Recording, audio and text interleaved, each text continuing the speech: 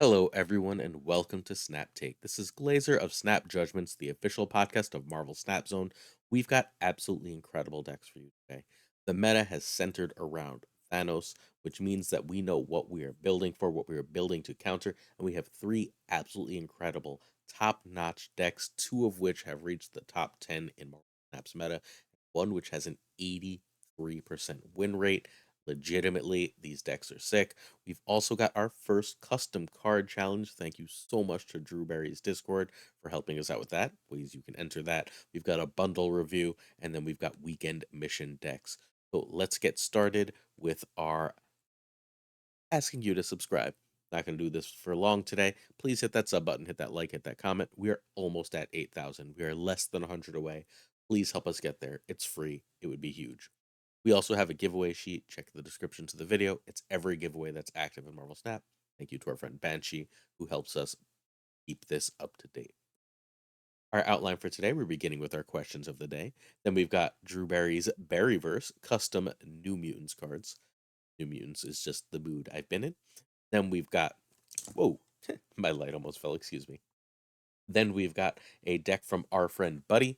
Buddii is just an unbelievable player. He created a meta deck recently that other people got to before me. I know it's rare, but Harry Manilow and the great Regis Kilbin both covered that deck before me. So we're going to look at that deck, but then Buddy created a new deck that I feel like I can't lose with, honestly. That is just completely wild. Then we're going to review the bundle.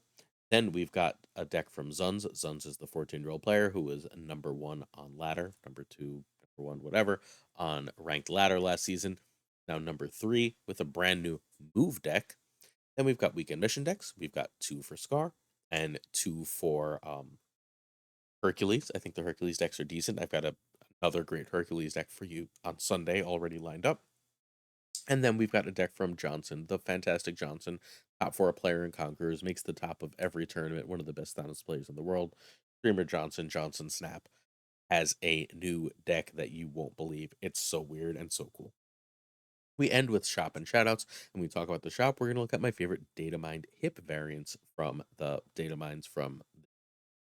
So get ready for that as well. Questions of the day. One star Snorlax asks, if I came back to the game in recent months, would I still become a content creator? It depends how many cards I needed. I feel like it's hard to be an honest content creator if you're missing a lot of cards because a lot of people really want like late game content. And if you're like still in the middle of series 3, that's much harder to do. If I were willing to like spend to catch up, yes. I don't think I could personally afford that had I taken the time off, but if I could, I would. If so, how? And you know how. You're watching my videos, you know what I'm doing, right? Like I would do what I do. That's why I do it. This content that I make is not only, I hope, enjoyable for you guys, the viewers, but it is also something that I personally enjoy. I like talking about this. It keeps me sharp. It's a good way to critically think and discuss things passionately about people that I believe are likewise passionate about the game. And my tips and tricks. So my first tip is honest to God. For YouTube, I don't know anything about Twitch. People always ask me about Twitch, and I don't. So my first real tip about the content itself is figure out what you do that other people don't. My content doesn't look, sound, or feel like anyone else's content. I feel like that's why I grow reasonably successfully. And look, and since we've started, we've grown as much or more than anyone, which I think is completely amazing. Super grateful. I think a lot of the reason for that is that this content is different. You're not going to go watch, I don't know, anyone from KN to Prashawn to Cozy to Alex and see something similar to me, right? What I do is totally different. My vibe is different. My persona is different. And the content I give you is different. Figure out what makes you different. If you're just going to do a deck, talk about it for 2 minutes, and then show gameplay, well, everyone does that, right? Why am I watching you and not Hoogland at that point? Besides the obvious answer there. Why am I watching you and not Bolt then? So figure out what you do that is different that makes you stand out. My other tip is clickbait the shit, and sorry, I'm being honest, clickbait the shit out of title and thumbnail, and then be as honest and straightforward as you can in the video. Be an authentic human being in the video, but being as great as you want in the video doesn't get shown to anybody. The YouTube algorithm is broken and it's shitty, and that's why I ask people to subscribe every day, because I'm literally fighting an algorithm that doesn't like creators myself. The only answer I have for that is YouTube will show people my stuff if I use the clickbaity keywords, and if I don't, I can see how many people, I can see my click through rate, I can see how many people it's showing my videos to. It just doesn't show them to people. So you have to, unfortunately, play the stupid game if you want people to watch the videos on YouTube of having clickbaity um, titles and thumbnails, and from there you be the best person you can in the video, the most honest person you can in the video. And I'm telling you straight up right now, if you're still watching and listening to this, I think the 3 decks we're talking about today are truly fantastic. I think that like the community is completely on fire, and the fact that we've been doing this long enough and now people help us mean that we are getting the best decks the fastest on this channel. That's not hyperbole. I think we do the best job in the community of figuring out the best counter meta decks.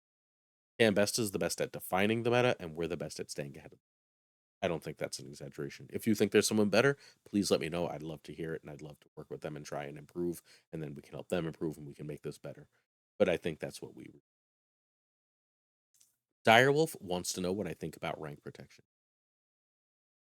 I think that the element of risk that rank protection doesn't have is important to the game. I like that there's rank protection at 100. There has to be rank protection somewhere. 100 is a fine spot. But outside of that, I don't think rank protection helps. If there's no rank protection once I hit level 80, and let's say I don't get bonus cubes, right? I can snap every game without like hesitation. I can snap until I get 8, right? Like I know I can't fall. I can just keep going for 8 every time. It changes the game, it breaks the game, and I don't. Sorry. Hereticsly wants to know if I think the patch leak early was on purpose, and nope. You might have noticed that there was a bundle in the Nuver shop yesterday that they accidentally wrote the wrong amount of gold on, which they then very honestly had to honor. And they're giving people plus like 6,000 gold who bought the bundle in that like few hour period before the mistake was caught.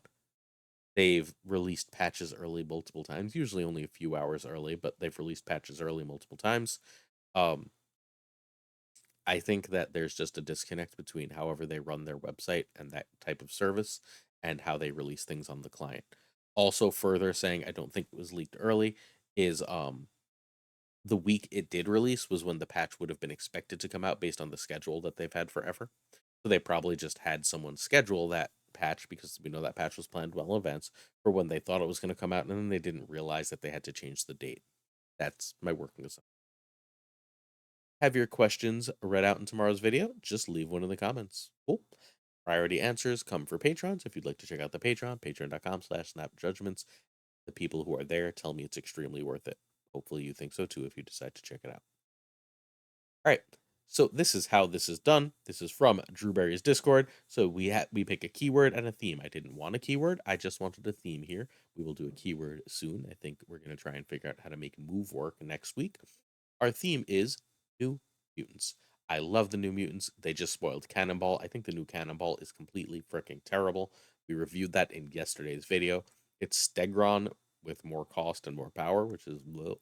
So I don't like it, but I do love the New Mutants, and I want some New Mutants cards. So I put out the call on the Discord. There's a channel in Drewberry's Discord. It's called um, Glazer Contest or something. I actually don't remember exactly what it's called. I'm so sorry. But if you go to Drewberry's Discord, it's the one with Glazer in the title. That's me. And then I basically type whatever I want this contest to be, and I pick my favorites. I'm going to try and do either once or twice a week. Let me know what you prefer in the comments. 2 cards that I review as fan created cards. So our first winner is Direwolf. Direwolf created this Warlock card. Warlock is a member of the Technarchy. He's a character that's extremely closely related with Cypher. He is fundamentally like this is an alien race that like the Phalanx comes from that basically take people over and turn everything into a machine. But Warlock resists that and becomes a hero. He's fundamentally a mutant from his alien race, so he joins the New Mutants. He speaks in strange patterns, but a lot of what he does is like transform and merge with other cards. It hurts the characters when he does that, though. You've seen the Sunspot variant where he's sort of like got robot stuff coming out of him. That's him merging with Warlock. Direwolf's idea for Warlock is, on reveal, transform this into a random card in your hand and afflict it with -2 power. Sort of a reverse morph. First of all, this is extremely powerful. You have obviously more control over what's in your hand than what's in your opponent's hand. To compensate for that, Warlock gives that card. becomes a -2 power card. I think that does a decent job of fixing this. I think it also probably has to cost 4. Because that ability is so much stronger and more controllable, I think it should cost 4. But everything about this, I think, is completely insanely powerful. I think this is both a powerful card and a fun card. There's enough randomness that it doesn't break the game, but it's powerful enough that you can do a lot of very cool stuff.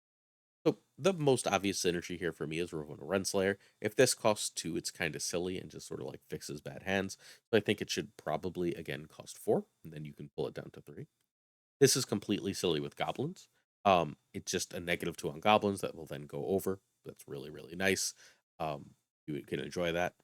You can use it with anything if you have Luke Cage. Just put Luke in the same deck, and then you put Luke in that location, and then when Warlock happens, he's just a second copy of a card. He's fundamentally at that point Iron Lad with again more control because it's from your hand. We've got any big old card like Doom or Infinite, which is great. If he hits Infinite, you're just thrilled, right? You'll happily take a 3 or ideally 4/18. You're just like, okay, great, I win. Um, Doom would be great. You'll take that -3 and then put it all over the place. Ms. Marvel, any big old card like that, any big stat stick where the -2 isn't enough. Again, that's another reason this should be 4, but it's still super duper cool.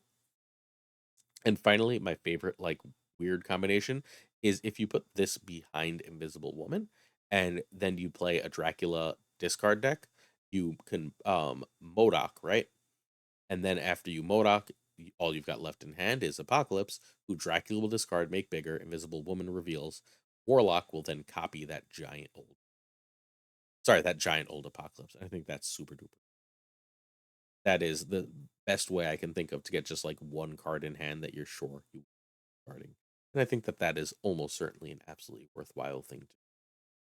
I think that this is a very cool design that I would love to see come to Marvel Snap. And congrats to Direwolf. Direwolf also gave us a few variants. These are my favorites. I really wanted one that has Cipher on it, so that's what this one here on the right is. This is a variant I would immediately spend money on. I would be so happy for this variant. I think it's just amazing art and it's perfect. I don't love the Cipher, but I love the Warlock. And the second one is just kind of like hippish, and longtime viewers know I absolutely love my Dan Hip art, so this I think is gorgeous. Yeah. Our next winner is Long Bones. That we're again doing 2 each time we do this. Long Bones created Elixir, and if you asked me of which card I would pick when we started this, I'm telling you Elixir wouldn't have been in my top 50. I don't think Elixir is an especially interesting character. He's just a later mutant that ends up joining versions of New Mutants. I think he ends up in New X-Men, technically not New Mutants, but it's close enough for government work because I love this ability. Um, the ability here is sorry, Elixir can basically change his molecules to be whatever he wants. So that change I think is really cool. And here's how it's represented. On reveal, gain power equal to the cost, not the power, the cost of the next card you draw. And I think that's super cool. We don't have anything that really does anything like that. It doesn't draw the card, so playing it on the last turn means you need a little bit of extra help. It stays as 0 power for a turn, so you can know with a card like Howard what it's going to do, while your opponent won't know what that card is going to do, which I think is just really, really cool and really powerful. It's a card that can be cheaper with Ravonna, which I'm totally fine with because I don't think it's overpowered. It's amazing with Bast. If you Bast this, it could be 3, and then if it pulls a 6, you've got a 2/9, but you did a lot of work to get there. It could also be really good with like a Beast because it's not going to bounce from Falcon, so it has to be Beast. But in a bounce deck, it's going to get smaller cards, right? Because you're going to be drawing ones, twos, and threes. But if you do that several times, especially if you have Bast, this is going to be really strong. And I think that's a really cool use as well, especially with like a card like Ravonna. This could be really good in ramp decks, where basically every card you're going to draw toward the end of the game is going to be a 5 or a 6. If you ramp with cards that are yet to be released, like Hope Summers, then you can play 2 cards on a later turn, and if one of those is Elixir, Elixir is just going to be a nice big body that you can play to help win a lane. Any 0 cost card, I guess this is also true of the previous card, but I don't think it's nearly as good. For Warlock is Elixir. Works great with Mr. Negative, where it's an O2 that's going to get the power. It'll be base power, right, of the next card you draw. Because you need to draw that card, Adam Warlock or Maximus or anything that messes with the draw location on turn 6 will also let you play it on turn 6. And that it can't be played on turn 6 is sort of a mitigator to how much power it is. I also like that this is a 2-drop, that the later in the game you play, the more control over how much power gets you have. I think this is very cool design. I'm not sure it's crazy powerful, but it is very cool and completely distinct. Also, great piece of art for the base art. All right, we also have two variants here. I like both of these a lot. I think the pure gold crying one is just really, really nice. And then the other one, it feels sort of like the Hellfire Gala Moon Knight, which is like white on white. This sort of gold on gold thing, I think, is absolutely so huge props to our winners, Direwolf and Longbones, for these amazing cards. And again, in the comments, let me know how you like this feature. Okay, our first deck. This is the 86% win rate deck. I beat the crap out of several of the Meta Thanos deck with this, and then I took this into Conquest, and I was cocky. I took this into Gold Conquest because I was cocky, and I snapped on turn one, and they snapped back, and I stayed, and I just stupidly didn't fight for 2 lanes. I knew they were a Blob Tribunal deck, and the way you beat Blob Tribunal ramp decks is you fight for 2 lanes. If they can get the Blob Taskmaster, they'll beat you. If they have to go Blob Tribunal, you can beat them just because you can go taller in 2 lanes. So, oh wait, sorry, that's actually not this deck, but stick with me for 1 second. That's how you play against that deck. So I played against that. I lost 8 on turn 1 because I stupidly did not play properly around Tribunal, and then I came back and won. This is not that deck, though. This is that Revis deck. I just think it's worth showing you that Revis deck. This is a complete hand destruction deck that's really, really cool and really, really powerful. Revis covered it. Perry Manilow covered it. Someone else covered it, but I can't remember who. I want to say Tucker. If it is you, Tucker, I'm so sorry, buddy. I watched it, but it's late at night. We did the podcast earlier tonight. I don't remember. If you want to try this deck, it's great. This is the deck that I keep. This 83% win rate deck is the most fun Loki deck I've played in months since Johnson had a Helicarrier Loki deck. But this is a better deck, or at least a better matchup into the meta. I won with Loki. I won without Loki. It's just so strong. Zabu is completely, completely crazy good right now. If you get Quinjet and Zabu and they don't have Mobius, this is so hard to beat. You're just dropping multiple 6s with Fury. You're getting full hand Lokis left and right. You're Ghost Ridering back either Devil Dinosaur or Helicarrier for just crazy power. Morph has so many good targets. I think Morph might just be a good card in the current meta. Um, the opponent can't plan for you because you can get rid of locations with Snowguard. You have random cards from Helicarrier and Coulson, right? And Fury.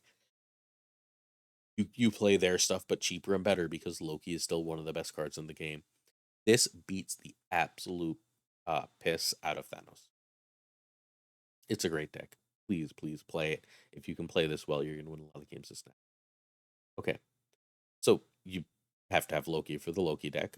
Maria Hill is fine for Snowguard. Maria Hill is actually kind of great. And please buy Zabu. Zabu is in like every meta deck that's not a Thanos. So this went 34-7. I won 5 in a row with it on ladder. I went 5-0 on ladder, and then I won the one conquest game I played. I wanted to play more, but I had a podcast to record. So I mean, I guess technically I lost one round of those conquests, and then I won 5 in a row, or whatever it is to come back from that down 8-2. So I won. I went 10,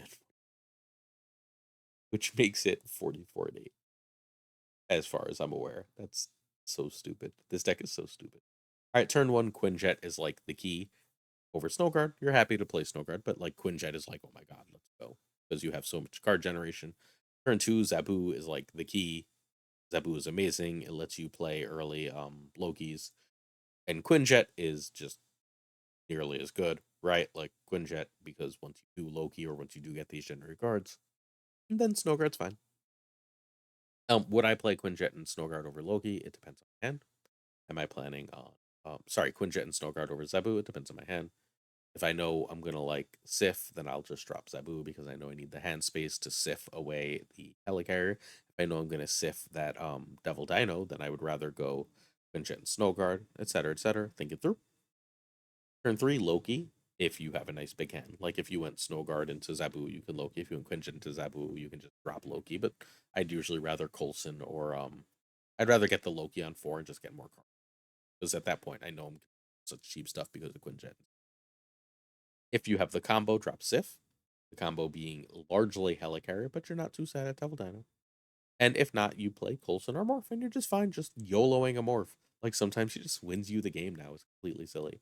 Also, the information he provides lets you know when you have to run. Loki or Ghost Rider are turn 4, or Fury, and sometimes, not often, but it's a card you got from Coulson. Turn 5, something generated at that point by one of the 18 ways you can generate cards, or Devil Dino.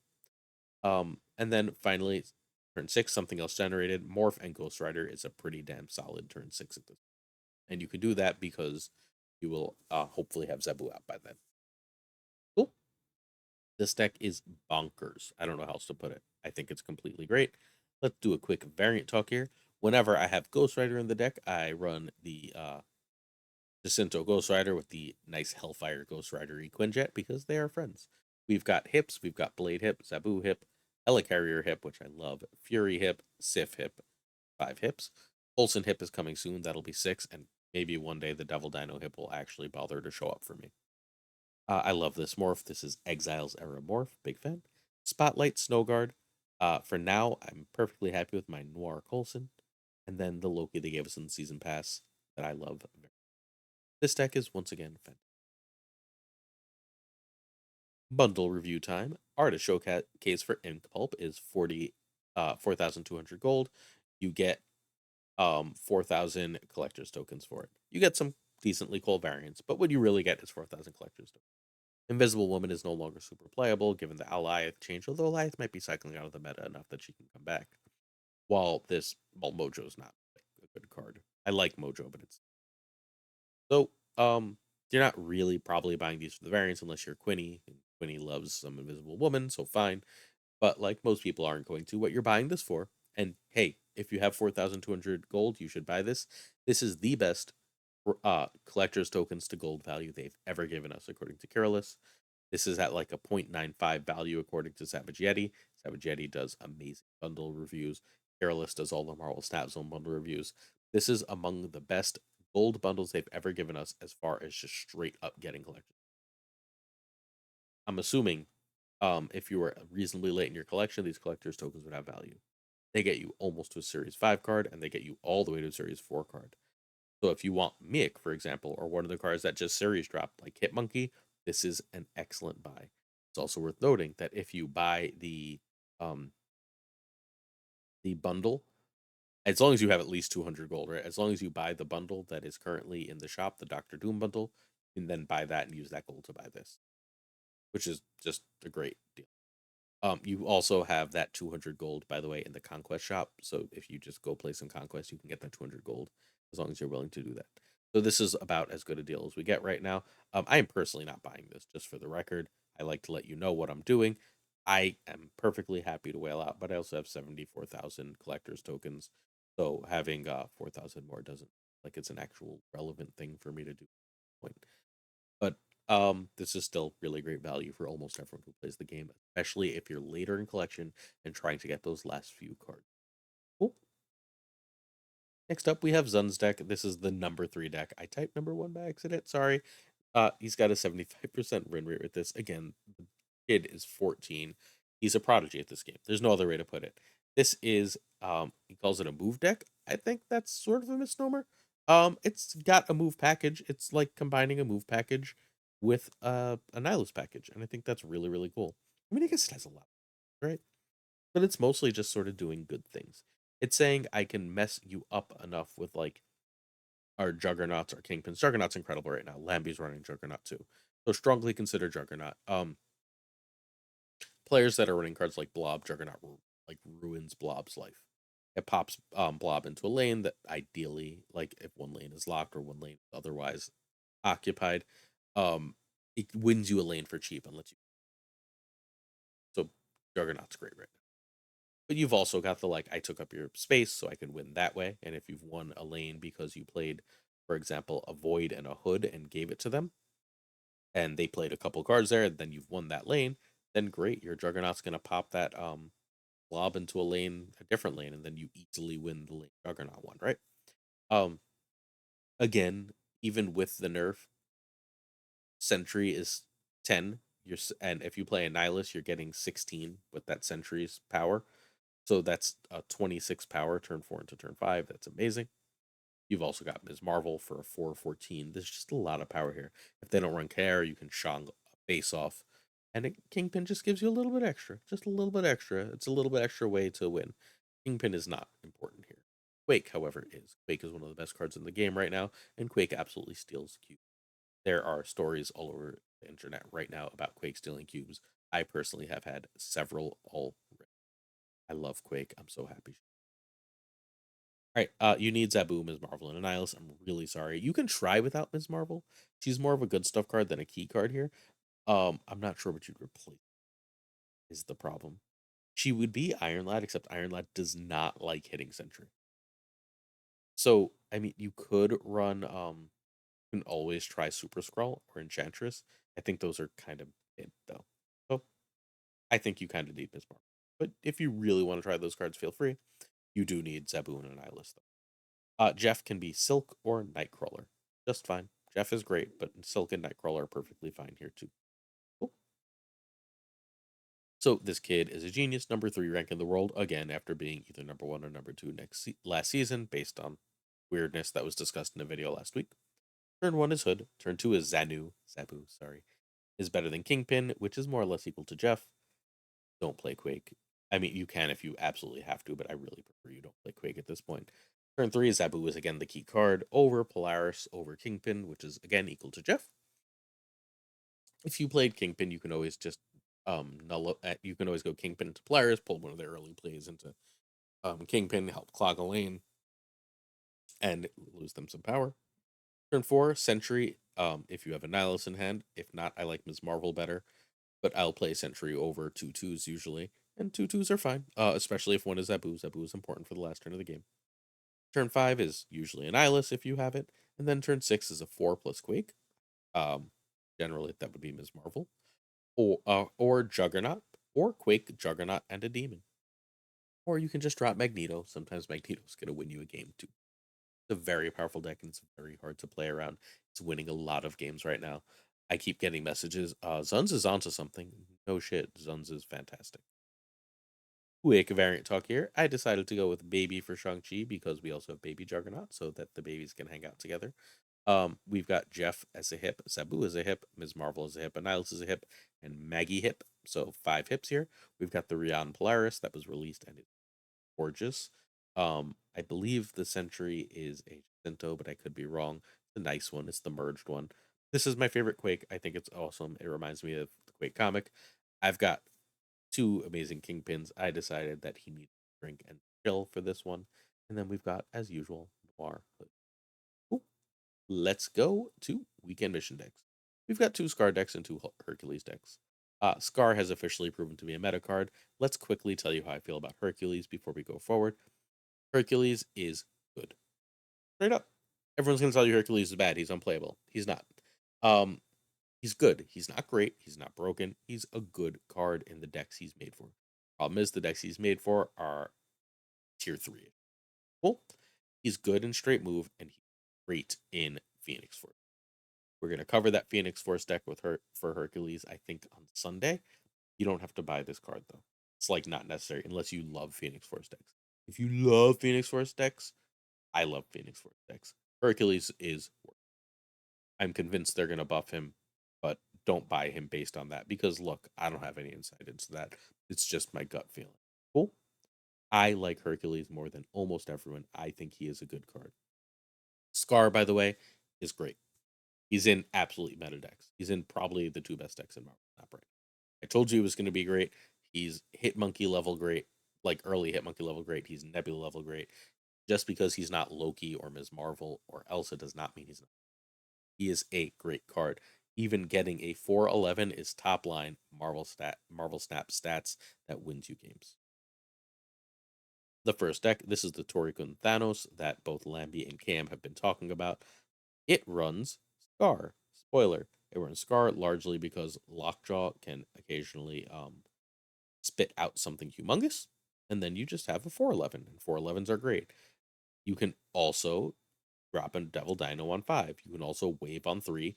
You can do like wave Magneto Devil Dino, right? And now you have a 2 cost Scar for the last turn of the game. All of these are wonderfully powerful things that can win you games of Marvel Snap.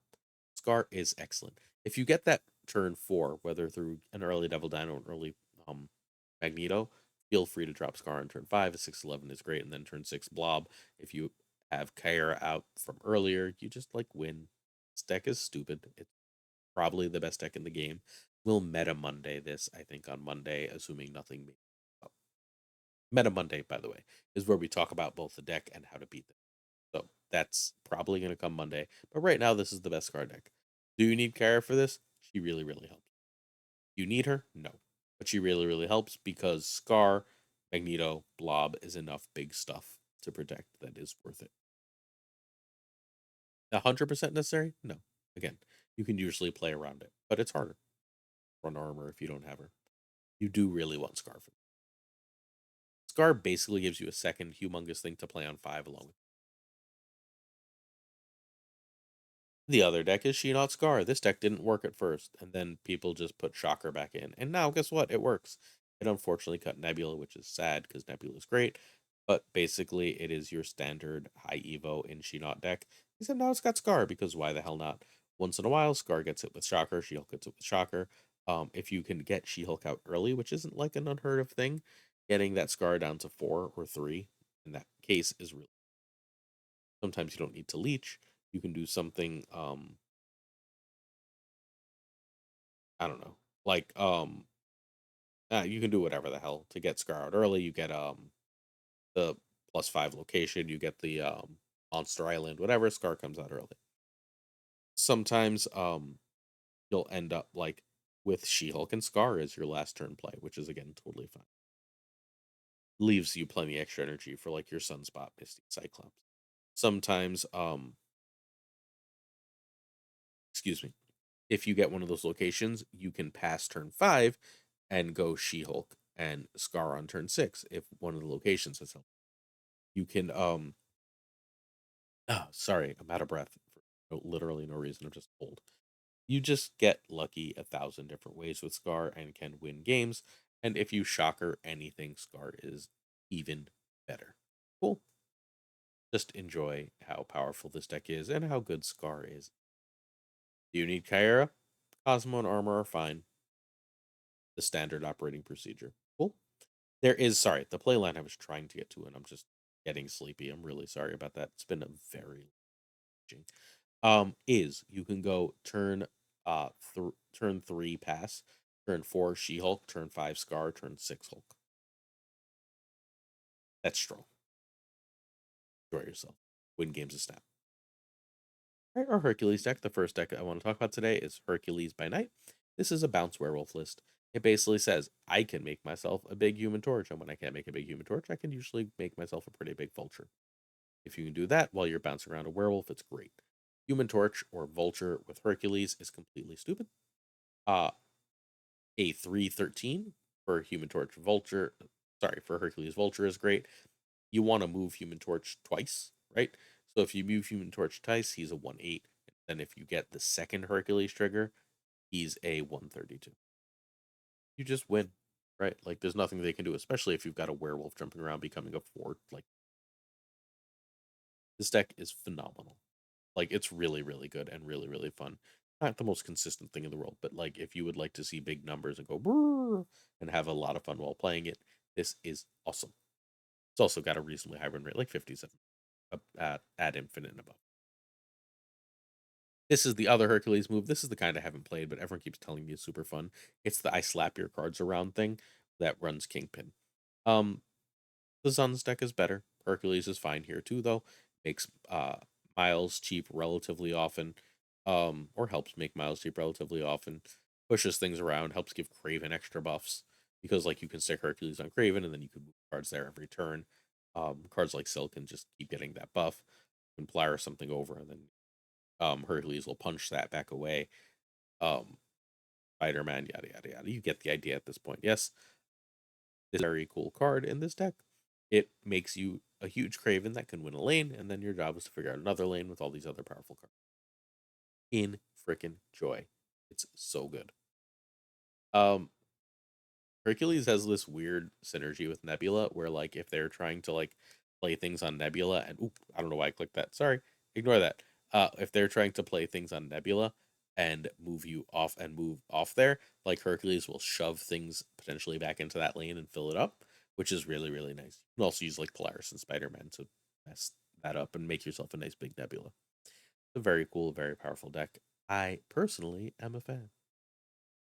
Okay. Our last deck of the day is Johnson's Quake Thanos. Yeah, you heard that right. That's burying the lead. This is yet another Loki Thanos. Johnson had a Loki Thanos that he released the day before the patch. It was brilliant. It was like the freaking sickest deck that felt like it was on. But the deck got killed by the patch. So there was no point in really talking about it, so we didn't. It was running an Annihilus junk package in a Loki Thanos build, and it was just silly.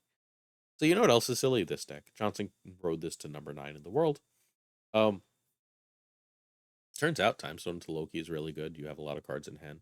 Loki draws a lot of cards, so it's very good. You've also got a move package because, like, why the hell not?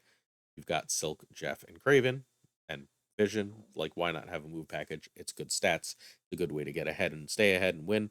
But hey, while you're doing that, since you can move, why not drop a Storm? Because that's an easy way to win a Storm lane. Cool. You draw a lot, so the top end is the standard Thanos top end for the most part. Magneto. Use Magneto fits in with the move stuff. Thanos X has Thanos, as Thanos X has Blob, as Thanos X has Devil Thanos, as Thanos X has Vision. But hey, we've got Storm, so we've got Lockdown. We've got all these move cards giving us early power. So why not re-add Eliath? Because again, why the hell not? And then finally, like Quake just steals games. Quake steals cubes. This deck is so synergistic in so many silly small ways. It's absolutely wild. You can just like, and then like sometimes it doesn't come together. Sometimes Thanos doesn't come together. You're just like, oh, I've got this big clunky hand. Loki.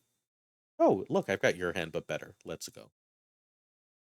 So you need Thanos. You need Loki and Blob. You need Jeff or Silk, but one can be Medusa without costing you too much. And Eliath is probably fine as Doom. I like Eliath better here, but like you'll be okay with Doom. Maybe okay with Leader. Doom's probably better. So number 9 in the world, turn 1 draw. Turn 2 draw or any 2 but Quake. Would like to stop save Quake for later to win a game. Uh Time Stone is really great here for Loki. Loki is still super powerful. Turn 3 Storm or Loki. 4 draw or any 2 but Quake. Turn 4 Loki or 2/2s. Turn 5 Dino or Vision, and turn 6 Blob is generally better than Goliath, who's generally better than Magneto. Enjoy your cubes. This is just like, let's look at this quickly. Um this is running most of the best cards in Marvel. Quake, Loki, Thanos, Blob, Goliath are like the best build around cards in Marvel. And then like Storm and Jeff aren't far behind, and Silk just synergizes with Devil Dino's never far from the best. This is just like the like ultimate good card. Completely wildly good. Running everything great but Ms. Marvel, who does not fit here at all. Quick variant talk. I decided to run the Talk to the Hand because the Feast don't want to hear it Quake. Because I think that one looks kind of good with the Silk. I usually run the Venomize when I'm going Silk and Craven. But I feel like this and the Silk sort of go together as like a goth thing. We've got our hip for Storm, our hip for Vision, our hip for Life. I've got a hip Blob, but I mean, this deck is so pimp that we had to run a handle Blob. We've got a Rainbow Brooklyn Bridge Loki, which is all love. I decided to go with Krakoa, Magneto, Thanos, Love and the Butterfly. I've got that Thanos and this Storm, both gold. And then we've got Craven hanging out in the woods, and why not have him hunting a robot dinosaur, because that's fun. I love this deck. Um, all three of these decks today like are just wildly good and wildly different, and you should play them if you're getting sick of this meta, because I was so bored of all the Thanos matches until I started smashing them in the face with these. And now it's time to take a look at my shop. My shop had no buys. It's been so long since I bought anything from the shop, it's really getting frustrating. You know what the thing I was most likely to buy from the shop is? Hellcow. Pixel Hellcow is adorable and its terribleness and completely hilarious, but I have the hip and I bought the bundle. I have the hip for Tanya. I have the hip for Lockjaw. I have the hip for Jubilee. I have the hip for Venom. I have the hip for Captain America, but I also have the really great Chris Samney Captain America. I have the Midnight Suns jean, and my least favorite jean costume is always, always, always going to be Marvel Girl. I just really think it's kind of a lame costume. Sorry. I also don't really love base art jean, but these are not my jean grays. So, oops. Um, I don't get or care about Sport Zero. And like, there's nothing for me to buy again. Give me some hips. Give me something interesting. So there were like 6 or 7 hips spoiled. These are my 4 favorites. I'm going to buy all of them, but these are my 4 favorite hips that were spoiled in the data mines. I love, love, love this Angela. Angela is a card that's ready for gold backgrounds for me. So let's go. Um, Arrow is another card that I have almost ready for gold backgrounds. I have a bajillion Arrow boosters. Arrow is really good right now if you haven't tried her, and I love this Arrow. Jane is about to get much better with cards coming in later months. Check yesterday's video for where that might be.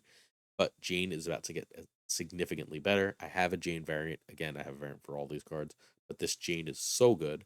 She looks so cool and so tough that I love it. And this armor might be my favorite variant in the game. It is the cutest thing ever. I want it so bad. It's like the thumbnail to the podcast that's coming out on Saturday. So you should 100% check that out. But like, I am in love with this armor. Cannot overstate it. It's amazing. Before we end today's video, I'm going to say thank you to certain Patreons. Certain tiers of Patreon support come with on-air thanks from me. So we've got Models, Pretty Chill, Fothler Newman, Ink, No Flex, Mandatory Burnout, Matt Conduit 23, Good Dog Gamer, Erdix Lee, Mikey Hijinks, DG Wingfield, Rob Silverman, Matt H, Robert Rivern, excuse me, hello friend, Abigail Gieslin, Direwolf, Ocularis, Mike Jones, Louis Antunes, JD McDonaldino, and the homie Min, who helped me with the synergies for the cards, and is Rito in disguise over. Thank you so much, Patreon. If you'd like to consider being a Patreon, check out patreon.com/snapjudgments. I think today's decks are great. No clickbait, no bullshit. I think today's decks are great. I'm completely addicted to that first Loki, which is completely silly because I should not be addicted to Loki at this point in the game. And I would otherwise be addicted to the third deck, which also has what is even happening. Hit that sub button. Tomorrow, no new video. The one day you don't get a new video on this channel, you get a video on the Marvel Snap Zone. YouTube is the podcast. You will get the a video on Sunday with awesome decks, which include your vote for a winner. Hit that sub button, ring that bell. Don't miss it. See you Sunday for another Snap Take. Peace.